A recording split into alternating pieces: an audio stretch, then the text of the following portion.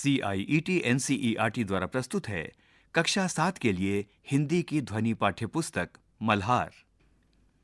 पृष्ठ संख्या 41, अध्याय 4, पानी रे पानी। इस पृष्ठ पर एक QR कोड दिया गया है जिसे स्कैन करके आप अतिरिक्त जानकारी प्राप्त कर सकते हैं। कहाँ से आता है हमारा पानी और फिर कहाँ चला जाता है हमारा पानी? हमने कभी इस बारे में कुछ सोचा है? सोचा तो नहीं होगा शायद, पर इस बारे में पढ़ा जरूर है। भूगोल की किताब पढ़ते समय जल चक्र जैसी बातें हमें बताई जाती हैं। एक सुंदर सा चित्र भी होता है इस पाठ के साथ। सूरज, समुद्र, बादल, हवा, धरती, फिर बरसात की बूंदें और लो फिर बहती हुई एक नदी और उसके किनारे बसा तुम्हारा हमारा घर, गांव या शहर। चित्र के दूसरे भाग में ये नदी अपने चारों तरफ का पानी लेकर उसी समुद्र में मिलती दिखती है। चित्र में कुछ तीर भी बने रहते हैं। समुद्र से उठी भाप बादल बनकर पानी में बदलती है और फिर इन तीरों के सहारे जल की यात्रा एक तरफ से शुरू होकर समुद्र में वापस मिल जाती है। जल चक्र पूरा हो जाता है। ये तो हुई जल चक्र की किताबी बात, पर अब तो हम सबके घरों में, स्कूल में, माता पिता के कार्यालय में, कारखानों और खेतों में पानी का कुछ अजीब सा चक्कर सामने आने लगा है। यहाँ पृष्ठ के दाईं ओर एक चित्र है जिसमें उदय होता हुआ सूर्य है। सूर्य के नीचे कुछ बादल हैं। बादलों के नीचे एक समुद्र है। समुद्र पर एक जहाज तैर रहा है और कुछ मछलियां भी तैर रही हैं। इस पृष्ठ के बाईं ओर एक चित्र है जिसमें बादलों से पानी बर्फ से ढकी हुई पहाड़ियों पर बरस रहा है। उसके नीचे एक नदी बह रही है और कुछ गायें घास चर रही हैं। वहीं एक किसान बागवानी कर रहा है। उसी के पास एक घर है और उसी के नज़दीक एक व्यक्ति कपड़े सुखा रहा है। एक बालिका पानी की बोतल और स्कूल का बैग लिए स्कूल जा रही है। एक मुर्गा और एक मुर्गी दाना चुग रहे हैं। पास ही एक कुम्हार मिट्टी के बर्तन बना रहा है तथा एक स्त्री सर पर घड़ा लिए जा रही है। आसमान में कुछ पक्षी उड़ रहे हैं। पृष्ठ संख्या 42। नलों में अब पूरे समय पानी नहीं आता। नल खोलो तो उससे पानी के बदले सूं सूं की आवाज आने लगती है। पानी आता भी है तो बेवक्त, कभी देर रात को तो कभी बहुत सवेरे। मीठी नींद छोड़कर घर भर की बाल्टियां, बर्तन और घड़े भरते फिरो। पानी को लेकर कभी कभी कहीं कहीं आपस में तू तू मैं भी होने लगती है। रोज रोज के इन झगड़े टंटों से बचने के लिए कई घरों में लोग नलों के पाइप में मोटर लगवा लेते हैं। इससे कई घरों का पानी खींचकर एक ही घर में आ जाता है। यह तो अपने आसपास का हक छीनने जैसा काम है, लेकिन मजबूरी मानकर इस काम को मोहल्ले में कोई एक घर कर बैठे तो फिर और कई घर यही करने लगते हैं। पानी की कमी और बढ़ जाती है। शहरों में अब कई चीजों की तरह पानी भी बिकने लगा है। यह कमी गांव शहरों में ही नहीं बल्कि हमारे प्रदेशों की राजधानियों में और दिल्ली, मुंबई, कोलकाता, चेन्नई और बेंगलोर जैसे बड़े शहरों में भी लोगों को भयानक कष्ट में डाल देती है। देश के कई हिस्सों में तो अकाल जैसी हालत बन जाती है। यह तो हुई गर्मी के मौसम की बात, लेकिन बरसात के मौसम में क्या होता है? लो, सब तरफ पानी ही बहने लगता है। हमारे तुम्हारे घर, स्कूल, सड़कों, रेल की पटरियों पर पानी भर जाता है। देश के कई भाग बाढ़ में डूब जाते हैं। यह बाढ़ ना गांवों को छोड़ती है और ना मुंबई जैसे बड़े शहरों को। कुछ दिनों के लिए सब कुछ थम जाता है। सब कुछ बह जाता है। इस पृष्ठ के ऊपरी भाग दाईं ओर एक चिकित्सालय का चित्र है, जहां एक लड़की पौधों को पानी दे रही है। इस पृष्ठ के बाईं ओर एक बांध का चित्र है, जिसमें से पानी बह रहा है। उसी के पास एक भवन निर्माण कार्य चल रहा है तथा एक व्यक्ति ट्रॉली में भवन निर्माण का सामान लेकर जा रहा है। साथ ही एक गाय पानी पी रही है। पृष्ठ के अंतिम भाग में और पास ही एक गाय पानी पी रही है। पृष्ठ के निचले भाग में एक बालक खुले में पानी से नहा रहा है।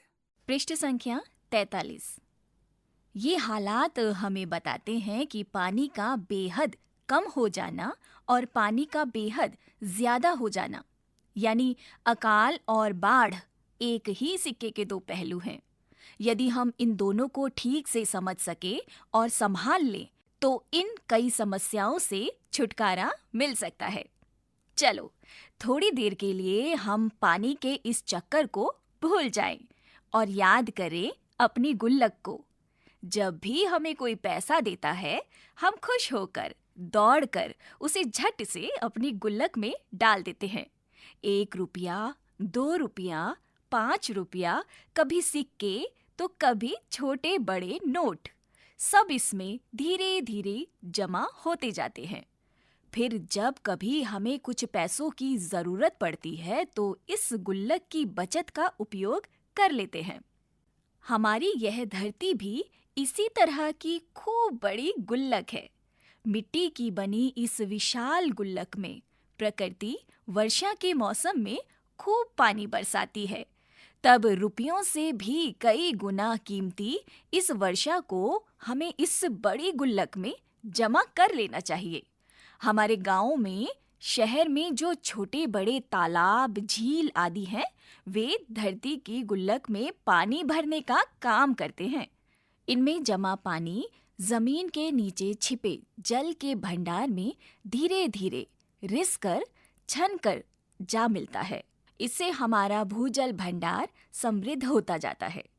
पानी का ये खजाना हमें दिखता नहीं, लेकिन इसी खजाने से हम बरसात का मौसम बीत जाने के बाद पूरे साल भर तक अपने उपयोग के लिए घर में, खेतों में, पाठशाला में पानी निकाल सकते हैं। लेकिन एक दौर ऐसा भी आया जब हम लोग इस छिपे खजाने का महत्व भूल गए और जमीन के लालच में हमने अपने तालाबों को कचरे से पाटकर, भरकर समतल बना दिया।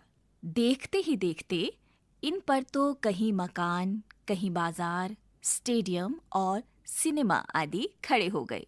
इस पृष्ठ पर कुछ चित्र दिए हैं। बाईं ओर एक पेड़ है, दाईं ओर एक महिला फल तोड़ रही है। इस पृष्ठ के अंतिम भाग में कुछ चित्र हैं। एक नल से बच्चा पानी पी रहा है, एक महिला भोजन पका रही है और उसके पीछे कुछ वस्त्र सूख रहे हैं। किसान अपनी फसलों को देखकर मुस्कुरा रहा है। एक पात्र में पक्षी पानी से खेल रहे हैं और साथ ही एक गुल्लक है जिसमें पानी जा रहा है। पृष्ठ संख्या 44। इस बड़ी गलती की सजा अब हम सबको मिल रही है। गर्मी के दिनों में हमारे नल सूख जाते हैं और बरसात के दिनों में हमारी बस्तियां डूबने लगती हैं। इसलिए यदि हमें अकाल और बाढ़ से बचना है तो अपने आसपास के जल स्रोतों की, तालाबों की और नदियों आदि की रखवाली अच्छे ढंग से करनी पड़ेगी। जल चक्र हम ठीक से समझें। जब बरसात हो तो उसे थाम लें। अपना भूजल भंडार सुरक्षित रखें। अपनी गुल्लक भरते रहें। तभी हमें जरूरत के समय पानी की कोई कमी नहीं आएगी।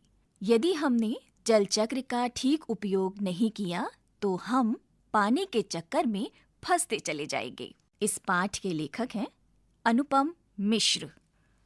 यहाँ पर एक चित्र है। इस चित्र में बादल हैं, एक घर है, एक व्यक्ति कपड़े सुखा रहा है, महिला पौधों को पानी दे रही है और यहाँ एक जल संग्रहण टंकी है जिसमें एक घर की छत से पानी गिर रहा है। लेखक से परिचय। अनुपम मिश्र एक प्रखर लेखक, संपादक और जाने माने पर्यावरणविद होने के साथ साथ छायाकार भी थे। पर्यावरण संरक्षण के क्षेत्र में उन्होंने अनेक प्रयोगात्मक कार्य किए हैं। आज भी खड़े हैं। तालाब उनकी सर्वाधिक चर्चित पुस्तक है। ब्रेल लिपि सहित इसका अनुवाद अनेक भाषाओं में हो चुका है। साफ माथे का समाज उनकी एक और महत्वपूर्ण पुस्तक है। वे गांधी शांति प्रतिष्ठान से प्रकाशित होने वाली पत्रिका गांधी मार्ग के संस्थापक और संपादक भी थे। इस पृष्ठ पर उनका चित्र है। उनका जन्म वर्ष 1948 और मृत्यु वर्ष 2016। पृष्ठ संख्या 45, पाठ से। आइए अब हम इस पाठ को थोड़ा और निकटता से समझते हैं। आगे दी गई गतिविधियां इस कार्य में आपकी सहायता करेंगी। मेरी समझ से। क, यहां दिए गए प्रश्नों का सही उत्तर कौन सा है, उसके सामने तारा बनाइए। कुछ प्रश्नों के एक से अधिक उत्तर भी हो सकते हैं। 1. हमारा भूजल भंडार यहां दिए गए वाक्यों में से किससे समृद्ध होता है? नल सूख जाने से, पानी बरसने से, तालाब और झीलों से, बाढ़ आने से। 2. यहां दी गए वाक्यों में से कौन सी बात जल चक्र से संबंधित है? वर्षा जल का संग्रहण करना, समुद्र से उठी भाप का बादल बनकर बरसना, नदियों का समुद्र में जाकर मिलना, बरसात में चारों ओर पानी ही पानी दिखाई देना। 3. इस बड़ी गलती की सजा हम सबको मिल रही है। यहाँ किस गलती की ओर संकेत किया गया है? जलचक्र की अवधारणा को ना समझना, आवश्यकता से अधिक पानी का उपयोग करना, तालाबों को कचरे से पाटकर समाप्त करना, भूजल भंडारण के विषय में विचार ना करना। ख, अब अपने मित्रों के साथ संवाद कीजिए और कारण बताइए कि आपने ये उत्तर ही क्यों चुने। यहाँ इस पृष्ठ के दाईं ओर एक चित्र है जिसमें नल रूपी बादल से पानी बरस रहा है जो पृथ्वी पर गिर रहा है। कुछ पशु पक्षी हैं। एक किसान प्रसन्न मुद्रा में अपनी खेती को देख रहा है। पानी नदी के रूप में बह रहा है और बर्फ से ढकी हुई कुछ पहाड़ियां हैं। पृष्ठ संख्या 46। मिलकर करे मिलान। पाठ में से कुछ शब्द समूह या संदर्भ चुनकर स्तंभ 1 में दिए गए हैं और उनके अर्थ स्तंभ 2 में दिए गए हैं। अपने समूह में इन पर चर्चा कीजिए और रेखा खींचकर सही मिलान कीजिए। यहाँ पर एक तालिका दी गई है जिसमें 2 स्तंभ हैं। स्तंभ 1, वर्षा जल संग्रहण। 2, जल संकट। 3, जल चक्र। 4, भूजल। दूसरी ओर स्तंभ 2 में क्रम संख्या 1, जमीन के नीचे छिपा जल भंडार। 2, वर्षा के जल को प्राकृतिक अथवा कृत्रिम रूप से मानवीय प्रयासों से धरती में संग्रह करना। 3, जल की अत्यधिक कमी होना। 4, समुद्र से उठी भाप का बादल बनकर पानी में बदलना और वर्षा के द्वारा पुनः समुद्र में मिल जाना। इस पाठ में से चुनकर कुछ पंक्तियां यहाँ दी गई हैं। इन्हें ध्यान से पढ़िए और अपने सहपाठियों से चर्चा कीजिए। पानी आता भी है तो बेवक्त। देश के कई हिस्सों में तो अकाल जैसे हालात बन जाते हैं। कुछ दिनों के लिए सब कुछ थम जाता है। अकाल और बाढ़ एक ही सिक्के के 2 पहलू हैं। लेख को एक बार पुनः पढ़िए और यहाँ दिए गए विषय में पता लगाकर लिखिए। क, पाठ में धरती को एक बहुत बड़ी गुल्लक क्यों कहा गया है? ख, जलचक्र की प्रक्रिया कैसे पूरी होती है? ग, यदि सारी नदियां, झीलें और तालाब सूख जाएं तो क्या होगा? घ, पाठ में पानी को रुपयों से भी कई गुना मूल्यवान क्यों बताया गया है? इस पृष्ठ पर सूखा या अकाल पड़ जाने की स्थिति का एक चित्र है। एक सूखा हुआ पेड़, एक टूटी हुई झोपड़ी और एक जल विहीन मटका। पृष्ठ संख्या 47 शीर्षक क। इस पाठ का शीर्षक पानी रे पानी दिया गया है। पाठ का यह नाम क्यों दिया गया होगा? अपने सहपाठियों के साथ चर्चा करके लिखिए। अपने उत्तर का कारण भी लिखिए। ख। आप इस पाठ को क्या नाम देना चाहेंगे? इसका कारण लिखिए। यहाँ एक चित्र है जिसमें एक बालिका एक टंकी से पानी भर रही है और टंकी के ऊपर रखी हुई उल्टी छतरी में पानी जमा हो रहा है। शब्दों की बात, बात पर बल देना। हमारी यह धरती इसी तरह की एक गुल्लक है। क। इन दोनों वाक्यों को ध्यान से पढ़िए। दूसरे वाक्य में कौन सा शब्द हटा दिया गया है? उस शब्द को हटा देने से वाक्य के अर्थ में क्या अंतर आया है? पहचान कर लिखिए। ख। पाठ में ऐसे ही कुछ और शब्द भी आए हैं जो अपनी उपस्थिति से वाक्य में विशेष प्रभाव उत्पन्न करते हैं। पाठ को फिर से पढ़िए और इस तरह के शब्दों वाले वाक्यों को चुनकर लिखिए। समानार्थी शब्द। यहाँ दिए गए वाक्यों में रेखांकित शब्दों के स्थान पर समान अर्थ देने वाले उपयुक्त शब्द लिखिए। इस कार्य के लिए आप बादल में से कुछ शब्द चुन सकते हैं। क। सूरज की किरणें पड़ते ही फूल खिल उठे। इस वाक्य में सूरज रेखांकित किया गया है। ख। समुद्र का पानी भाप बनकर ऊपर जाता है। इस वाक्य में भाप को रेखांकित किया गया है। ग। अचानक बादल गरजने लगे। इस वाक्य में बादल को रेखांकित किया गया है। घ। जलचक्र में हवा की भी बहुत बड़ी भूमिका है। इस वाक्य में हवा को रेखांकित किया गया है। दाईं ओर एक बादल का चित्र है जिसके पीछे से सूर्य निकल रहा है। अब इन रेखांकित शब्दों के लिए उपयुक्त शब्द चुनकर लिखिए।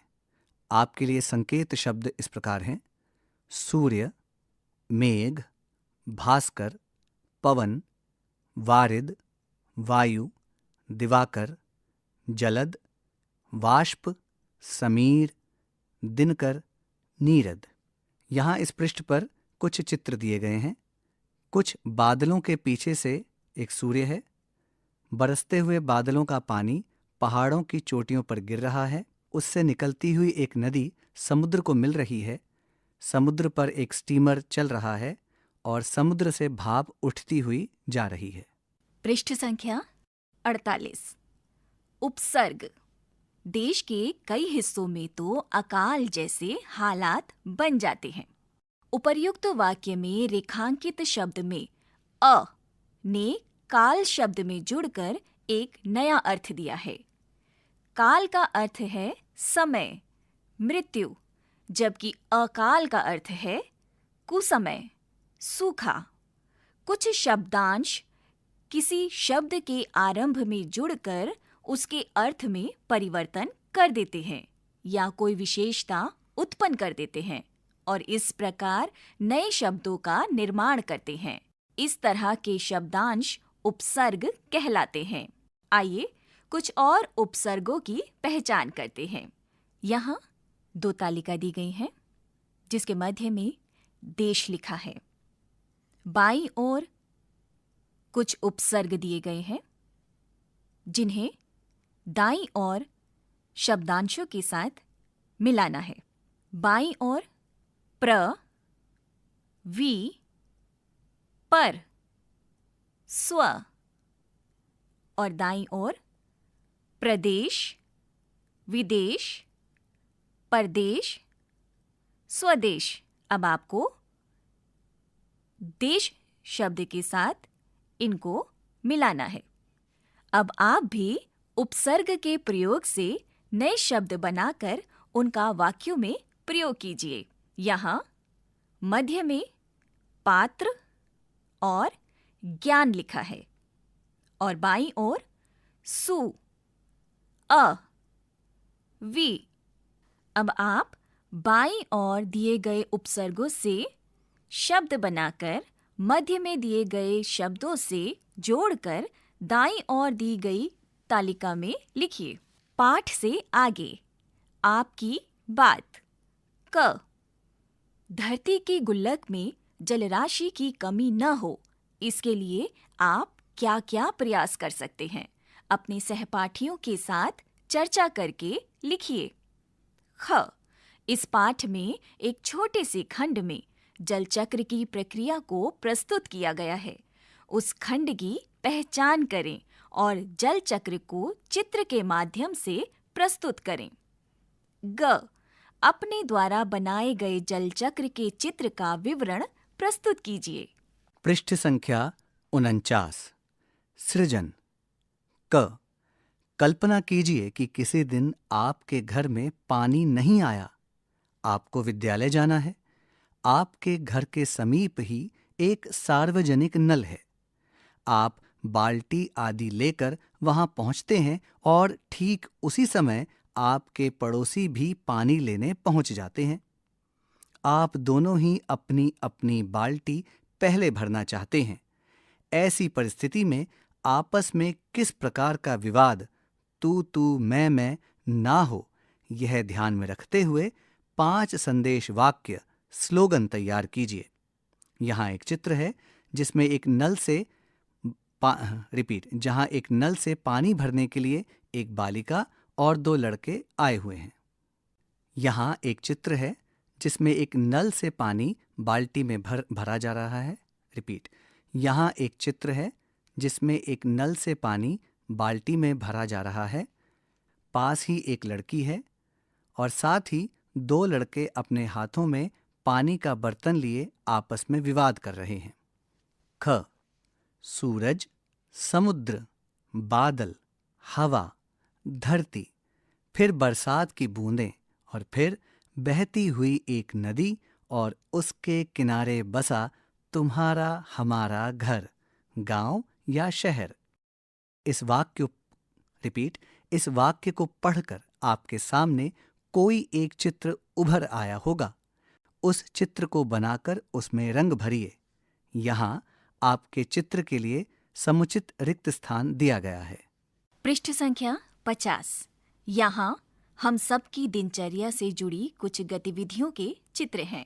उन चित्रों पर बातचीत कीजिए जो धरती पर पानी के संकट को कम करने में सहायक हैं, और उन चित्रों पर भी बात करें जो पानी की गुल्लक को जल्दी ही खाली कर रहे हैं। यहाँ कुछ चित्र हैं।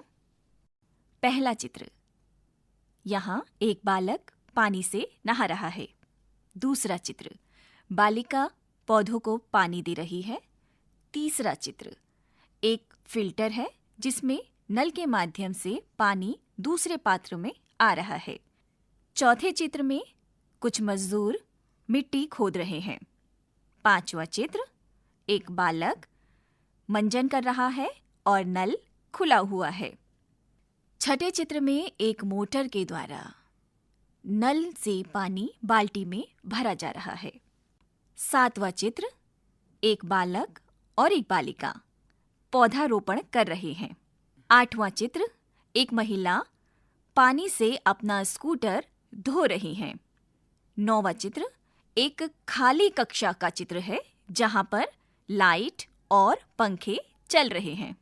सबका पानी, सभी को अपनी आवश्यकता के अनुसार पर्याप्त पानी कैसे मिले, इस विषय पर एक परिचर्चा का आयोजन करें। परिचर्चा के मुख्य बिंदुओं को आधार बनाते हुए रिपोर्ट तैयार करें। पृष्ठ संख्या 51। दैनिक कार्यों में पानी। क। क्या आपने कभी यह जानने का प्रयास किया है कि आपके घर में एक दिन में औसतन कितना पानी खर्च होता है? अपने घर में पानी के उपयोग से जुड़ी एक तालिका बनाइए। इस तालिका के आधार पर पता लगाइए घर के कार्यों में एक दिन में लगभग कितना पानी खर्च होता है। बाल्टी, घड़े या किसी अन्य बर्तन को मापक बना सकते हैं। आपके माता और पिता या घर के अन्य सदस्य पानी बचाने के लिए क्या-क्या उपाय करते हैं? ख. क्या आपको अपनी आवश्यकता अनुसार पानी उपलब्ध हो जाता है? यदि हाँ, तो कैसे? यदि नहीं, तो क्यों? ग. आपके घर में दैनिक आवश्यकताओं की पूर्ति के लिए पानी का संचयन कैसे और किन पात्रों में किया जाता है? जन सुविधा के रूप में जल. यहाँ दिए गए चित्रों को ध्यान से देखिए. यहाँ 5 चित्र हैं. पहले चित्र में बहुत से लोग अपने पानी के बर्तनों को लिए पानी भरने के लिए लाइन में खड़े हैं. दूसरे चित्र में एक पानी का टैंकर है जिससे बहुत से लोग पानी भर रहे हैं. तीसरे चित्र में एक जलाशय है जिससे बहुत से लोग अपने बर्तनों में पानी भर रहे हैं. चौथे चित्र में एक महिला सर पर घड़ा रखकर कहीं जा रही है. वहीं दूसरी ओर एक व्यक्ति अपने कंधे पर पानी भरकर ला रहा है. छठा चित्र. और पांचवें चित्र में जल रेल के माध्यम से पानी टैंकरों में भरकर रेल द्वारा लाया जा रहा है. इन चित्रों के आधार पर जल आपूर्ति की स्थिति के बारे में अपने साथियों से चर्चा कीजिए और उसका विवरण लिखिए. पृष्ठ संख्या 52. बिन पानी सब सून. क. पाठ में भूजल स्तर के कम होने के कुछ कारण बताए गए हैं, जैसे तालाबों में कचरा फेंककर भरना आदि. भूजल स्तर कम होने के और क्या-क्या कारण हो सकते हैं, पता लगाइए और कक्षा में प्रस्तुत कीजिए. इसके लिए आप अपने सहपाठियों, शिक्षकों और घर के सदस्यों की सहायता भी ले सकते हैं. ख. भूजल स्तर की कमी से हमें आजकल किन कठिनाइयों का सामना करना पड़ता है? ग. आपके विद्यालय, गांव या शहर के स्थानीय प्रशासन द्वारा भूजल स्तर बढ़ाने के लिए क्या-क्या प्रयास किए जा रहे हैं, पता लगाकर लिखिए. यहाँ एक चित्र है जिसमें बादलों से बरसता पानी जल संग्रहण टंकी में एकत्रित हो रहा है. वहीं एक बालक हैंडपंप से पानी निकाल रहा है. यह भी जानें. वर्षा जल संग्रहण. वर्षा के जल को एकत्र करना और उसका भंडारण करने के बाद में प्रयोग करना जल की उपलब्धता में वृद्धि करने का एक उपाय है. इस उपाय द्वारा वर्षा का जल एकत्र करने को वर्षा जल संग्रहण कहते हैं. वर्षा जल संग्रहण का मूल उद्देश्य यही है कि जल जहां गिरे वहीं एकत्र कीजिए. वर्षा जल संग्रहण की एक तकनीक इस प्रकार है. छत के ऊपर वर्षा जल संग्रहण. इस प्रणाली में भवनों की छत पर एकत्रित वर्षा जल को पाइप द्वारा भंडारण टंकी में पहुंचाया जाता है. इस जल में छत पर उपस्थित मिट्टी के कण मिल जाते हैं, अतः इसका उपयोग करने से पहले इसे स्वच्छ करना आवश्यक होता है. अपने घर या विद्यालय के आसपास, मोहल्ले या गांव में पता लगाइए कि वर्षा जल संग्रहण की कोई विधि अपनाई जा रही है या नहीं. यदि हाँ, तो कौन सी विधि है, उसके विषय में लिखिए. यदि नहीं, तो अपने शिक्षक या परिजनों की सहायता से इस विषय में समाचार पत्र के संपादक को एक पत्र लिखिए. आज की पहेली.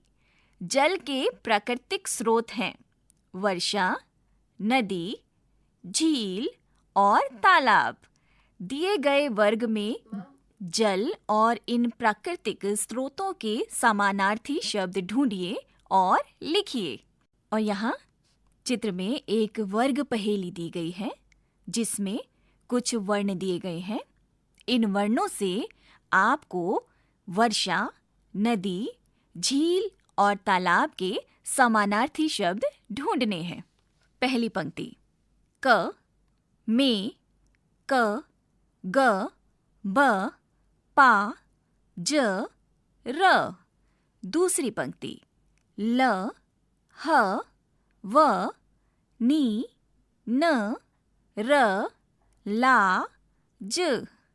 तीसरी पंक्ति. अंग, बु, स, र, ब स श नी। चौथी पंक्ति म न रो रि ल लि यो य। पांचवी पंक्ति य भ व थ ता ल श त। छठी पंक्ति ज वा र म ग र पा टी। सातवीं पंक्ति बा री श त प्र वा ही नी। आठवीं पंक्ति व र त रंग गी ड़ी ट ग। और इसी पृष्ठ पर एक झरने का चित्र है। पृष्ठ संख्या 53। पृष्ठ संख्या 53। खोजबीन के लिए पानी से संबंधित गीत या कविताओं का संकलन कीजिए और इनमें से कुछ को अपनी कक्षा में प्रस्तुत कीजिए। इसके लिए आप अपने परिजनों एवं शिक्षक अथवा पुस्तकालय या इंटरनेट की सहायता भी ले सकते हैं। झरोखे से आपने तालाबों और नदियों से रिसकर धरती रूपी गुल्लक में जमा होने वाले पानी के संबंध में यह रोचक लेख पढ़ा। अब आप तालाबों के बनने के इतिहास के विषय में अनुपम मिश्र के एक लेख पाल के किनारे रखा इतिहास का अंश पढ़िए। पाल के किनारे रखा इतिहास। अच्छे अच्छे काम करते जाना, राजा ने कूड़न किसान से कहा था। कूड़न, बुढ़ान, सरमन और कौराई थे 4 भाई। चारों सुबह जल्दी उठकर अपने खेत पर काम करने जाते। दोपहर को कूड़न की बेटी आती पोटली में खाना लेकर। एक दिन घर से खेत जाते समय बेटी को एक नुकीले पत्थर से ठोकर लग गई। उसे बहुत गुस्सा आया। उसने अपनी दरांती से उस पत्थर को उखाड़ने की कोशिश की, पर लो, उसकी दरांती तो पत्थर पर पड़ते ही लोहे से सोने में बदल गई। और फिर बदलती जाती है इस लंबे किस्से की घटनाएं बड़ी तेजी से। पत्थर उठाकर लड़की भागी भागी खेत पर आती है। अपने पिता और चाचाओं को सब कुछ एक सांस में बता देती है। चारों भाइयों की सांस भी अटक जाती है। जल्दी जल्दी सब घर लौटते हैं। उन्हें मालूम पड़ चुका है कि उनके हाथ में कोई साधारण पत्थर नहीं है, पारस है। वे लोहे की जिस चीज को छूते हैं वह सोना बनकर उनकी आंखों में चमक भर देती है। पर आंखों की यह चमक ज्यादा देर तक नहीं टिक पाती। कूड़न को लगता है कि देर सबेर राजा तक यह बात पहुंच ही जाएगी और तब पारस छिन जाएगा। तो क्या यह ज्यादा अच्छा नहीं होगा कि वे खुद जाकर राजा को सब कुछ बता दें? किस्सा आगे बढ़ता है। फिर जो कुछ घटता है वह लोहे को नहीं बल्कि समाज को पारस से छुआने का किस्सा बन जाता है। राजा ना पारस लेता है न सोना। सब कुछ कूड़न को वापस देते हुए कहता है, जाओ, इससे अच्छे अच्छे काम करते जाना, तालाब बनाते जाना। यह कहानी सच्ची है, ऐतिहासिक है, नहीं मालूम, पर देश के मध्य भाग में एक बहुत बड़े हिस्से में यह इतिहास को अंगूठा दिखाती हुई लोगों के मन में रमी हुई है। यहीं के पाटन नामक क्षेत्र में 4 बहुत बड़े तालाब आज भी मिलते हैं और इस कहानी को इतिहास की कसौटी पर कसने वालों को लजाते हैं। चारों तालाब इन्हीं चारों भाइयों के नाम पर पड़े हैं। रिपीट, चारों तालाब इन्हीं चारों भाइयों के नाम पर हैं। बूढ़ा सागर है, मझगवा में सरमन सागर है, कुआं ग्राम में कौराई सागर है तथा कुंडम गांव में कुंडम सागर। सन 1907 में गजेटियर के माध्यम से इस देश का इतिहास लिखने के लिए घूम रहे एक अंग्रेज ने भी इस इलाके में कई लोगों से यह किस्सा सुना था और फिर देखा परखा था। इन 4 बड़े तालाबों को। तब भी सरमन सागर इतना बड़ा था कि उसके किनारे पर 3 बड़े बड़े गांव बसे थे और तीनों गांव इस तालाब को अपने अपने नामों से बांट लेते थे। पर वह विशाल ताल तीनों गांवों को जोड़ता था और सरमन सागर की तरह स्मरण किया जाता था। इतिहास ने सरमन, बुढ़ान, कौराई और कूड़न को याद नहीं रखा, लेकिन इन लोगों ने तालाब बनाए और इतिहास को उनके किनारे पर रख दिया था।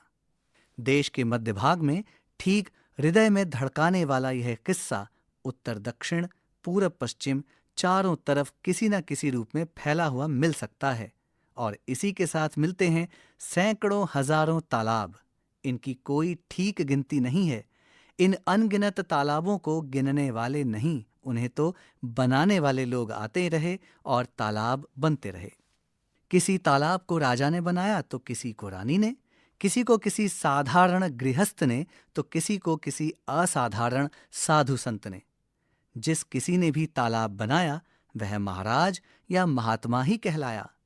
एक कृतज्ञ समाज तालाब बनाने वालों को अमर बनाता था और लोग भी तालाब बनाकर समाज के प्रति अपनी कृतज्ञता ज्ञापित करते थे। यहाँ एक तालाब का चित्र है जिसके पास कुछ सीढ़ियाँ बनी हुई हैं और पास ही बहुत से पेड़ लगे हुए हैं और एक पंक्ति लिखी है, सिमट सिमट जल भरहीं तलावा। साझी समझ, पानी रे पानी और पाल के किनारे रखा इतिहास में आपको कौन कौन सी बातें समान लगीं? उनके विषय में अपने सहपाठियों के साथ चर्चा कीजिए। अध्याय 4 यहीं समाप्त होता है। कहने के लिए विश्वेश्वरैया। आकाश में अंधेरा छाया हुआ था। बादल आकाश में मंडराते हुए एक दूसरे से टकरा जाते तो बिजली चमक उठती और गर्जन होता। फिर मूसलाधार वर्षा होने लगी। कुछ ही देर में गड्ढे और नालियां पानी से भर गईं। 6 वर्षीय विश्वेश्वरैया अपने घर के बरामदे में खड़ा इस दृश्य को निहार रहा था। गली में पंक्तियों में खड़े पेड़ बारिश में धुल जाने के कारण साफ व सुंदर दिखाई दे रहे थे। पत्तियों और टहनियों से पानी की बूंदें टप टप गिर रही थी। थोड़ी ही दूरी पर हरे भरे धान के खेत लहलहा रहे थे। जहां विश्वेश्वरैया खड़ा था वहीं निकट की नाली का पानी उमड़ घुमड़ रहा था।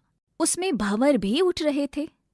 उसने एक जलप्रपात का रूप धारण कर लिया था। वह एक बहुत ही बड़े पत्थर को अपने साथ बहाकर ले जा रहा था, जिससे उसकी शक्ति का प्रदर्शन होता था। विश्वेश्वरैया ने हवा और सूर्य की शक्ति को भी देखा था। सामूहिक रूप से वे प्रकृति की असीम शक्ति की ओर संकेत कर रहे थे। प्रकृति शक्ति है। मुझे प्रकृति के बारे में सब कुछ जानना चाहिए। वह छोटा सा लड़का बुदबुदाया। फिर उसने थोड़ी दूरी पर निर्भीकता से मूसलाधार वर्षा में खड़ी एक आकृति को ताड़पत्र की छतरी हाथ में लिए देखा। वह उसे तुरंत पहचान गया। उसके कपड़े फटे हुए थे। वह कमजोर और भूखी लग रही थी। वह एक झोपड़ी में रहती थी।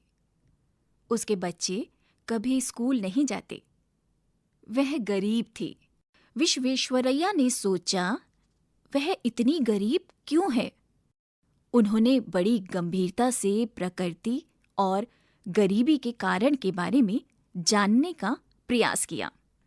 वह परिवार के बड़ों से इन बातों का उत्तर जानना चाहते थे। वह अपने अध्यापकों से भी जिरह करते। वह उनसे प्रकृति के बारे में पूछते। ऊर्जा के कौन से प्रचलित स्रोत हैं? कैसे इस ऊर्जा को पकड़कर इस्तेमाल में लाया जा सकता है? वह यह भी पूछते कि आखिर इतने लोग गरीब क्यों हैं? नौकरानी फटी साड़ी क्यों पहनती है? वह झोपड़ी में क्यों रहती है? क्या उसे अपने बच्चों को स्कूल नहीं भेजना चाहिए? धीरे धीरे इस लड़के को प्रकृति और जीवन के बारे में अंतर्दृष्टि प्राप्त होने लगी। उन्हें महसूस हुआ कि ज्ञान असीमित है। उसे बिना रुके सीखते रहना होगा, तभी उन्हें उन प्रश्नों के उत्तर मिल सकते हैं जो उन्होंने उठाए थे। उन्होंने निश्चय किया कि वह जीवन पर्यंत तक छात्र बने रहेंगे, क्योंकि बहुत कुछ सीखना बाकी है। इसी संकल्प में उनकी महानता की कुंजी थी। मोक्षगुंडम विश्वेश्वरैया का जन्म मैसूर, जो अब कर्नाटक में है, के मुद्देनाहल्ली नामक स्थान पर 15 सितंबर 1861 को हुआ था। उनके पिता वैद्य थे। वर्षों पहले उनके पूर्वज आंध्र प्रदेश के मोक्षगुंडम से यहाँ आए और मैसूर में बस गए थे। 2 वर्ष की आयु से ही उनका परिचय रामायण, महाभारत और पंचतंत्र की कहानियों से हो गया था। ये कहानियाँ हर रात घर की वृद्ध महिलाएं उन्हें सुनाती थी। कहानियाँ शिक्षाप्रद व मनोरंजक थी। इन कहानियों से विश्वेश्वरैया ने ईमानदारी, दया और अनुशासन जैसे मूल मानवीय मूल्यों को आत्मसात किया। विश्वेश्वरैया चिकबल्लापुर के मिडिल व हाई स्कूल में पढ़े। जब उन्हें गॉड सेव द किंग, ईश्वर राजा को सुरक्षित रखे, वाला गीत गाने को कहा गया तो उन्हें पता चला कि भारत एक ब्रिटिश उपनिवेश है। अपने मामलों में भी भारतीयों को कुछ कहने का अधिकार न था। भारत की अधिकांश संपत्ति विदेशियों ने हड़प ली थी। क्या उनके घर में काम करने वाली नौकरानी विदेशी शासन के कारण गरीब है? ये प्रश्न विश्वेश्वरैया के मस्तिष्क में उमड़ता घुमड़ता रहा। राष्ट्रीयता की चिंगारी जल उठी थी और उनके जीवन में ये अंत समय तक जलती रही। विश्वेश्वरैया जब केवल 14 वर्ष के थे तभी उनके पिता की मृत्यु हो गई थी। क्या वह अपनी पढ़ाई जारी रखें? इस प्रश्न पर तब विचार विमर्श हुआ जब उन्होंने अपनी माँ से कहा, अम्मा, क्या मैं बंगलौर जा सकता हूँ? मैं वहाँ मामा रामैया के यहाँ रह सकता हूँ। वहाँ मैं कॉलेज में प्रवेश ले लूँगा। पर बेटा, तुम्हारे मामा अमीर नहीं हैं। तुम उन पर बोझ क्यों बनना चाहते हो? उनकी माँ ने तर्क दिया, अम्मा, मैं अपनी ज़रूरतों के लिए स्वयं कमाऊँगा। मैं बच्चों को ट्यूशन पढ़ा दूँगा। अपनी फीस देने और पुस्तकें खरीदने के लिए मैं काफ़ी धन कमा लूँगा। मेरे ख्याल से मेरे पास कुछ पैसे बच भी जाएंगे, जिन्हें मैं मामा को दे दूँगा। विश्वेश्वरैया ने समझाया। उनके पास हर प्रश्न का उत्तर था। समाधान ढूंढने की क्षमता उनके पूरे जीवन में लगातार विकसित होती रही और इस कारण वह एक व्यवहारिक व्यक्ति बन गए। ये उनके जीवन का सार था और उनका संदेश था, पहले जानो फिर करो। बड़े होकर यही विश्वेश्वरैया एक महान इंजीनियर बने। R.K. मूर्ति, अनुवाद सुमन जैन। अभी आप सुन रहे थे कक्षा 7 की हिंदी की ध्वनि पाठ्य पुस्तक मल्हार। ध्वन्यांकन मंजू कुमारी। वाचन स्वर सीमा सती और चांद मोहम्मद। निर्माण सहयोग कुसुम लता। निर्देशन एवं निर्माण विमलेश चौधरी।